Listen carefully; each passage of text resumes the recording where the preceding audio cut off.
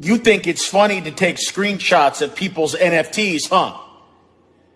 Property theft is a joke to you.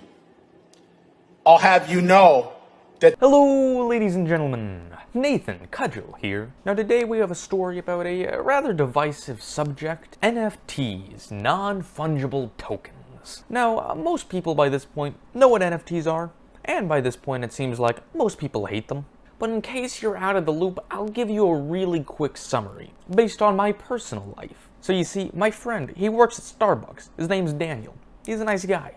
And you see, whenever I go to Starbucks, he gives me free coffee. He uses his employee discount to do so, because he gets free coffee. So he gets the coffee in his name, and then he gives it to me. It's pretty simple. I didn't really need to explain that part, I just wanted to. And so you see, when he uses his employee discount, a receipt spits out.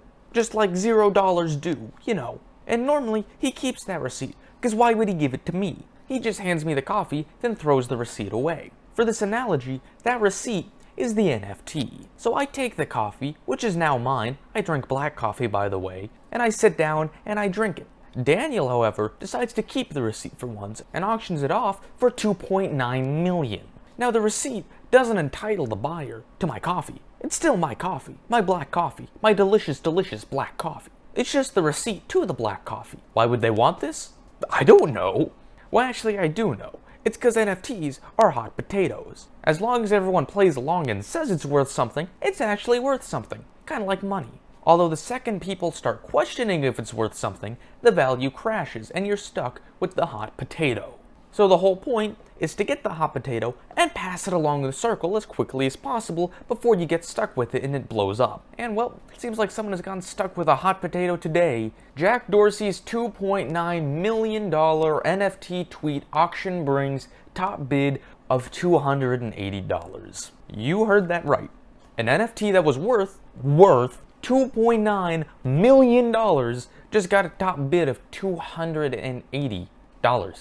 Just 280. No million at the end of that, just 280. Now, last year, Jack Dorsey, the founder of Twitter, made and sold an NFT of the first ever tweet, his own tweet. You're looking at it right now. It's literally just a screenshot of the first tweet, just setting up my Twitter. He auctioned off that purely digital photo. With NFTs, you don't get anything. It's actually worth less than the analogy I used, because at least in the analogy I used, you get, well, a physical receipt. With this, it's just digital. It is as valuable as this photo I created on Paint, being auctioned off as an NFT at the end of this month. But he auctioned that picture, that digital picture, for $2.9 million. Now, in Jack Dorsey's defense, he did give all of the money to charity. The buyer was this millionaire, Sienna Estevie. I don't know if I pronounced that right or not. NFTs still suck, but at least Jack Dorsey did something good with the money. Sienna Estevie, on the other hand, decided it was about time he passed on the hot potato before he got stuck with it. And he expected to get $48 million. Interestingly, he also announced that, similar to Jack Dorsey, he was going to donate half of it to charity. Not all of it like Jack did, half of it. Interestingly enough, Jack Dorsey then responded to that and asked, why not 99% of it? And I don't want to sound greedy here or anything. I mean, $25 million donated to charity is a lot. I mean, it's a lot that didn't happen because he didn't get $25 million or even $2,500 for it. But it's the thought that counts, right, guys? Yes, he auctioned it off, and after 7 days on the auction block, the top bid left standing was $280. This man just lost himself nearly $3 million.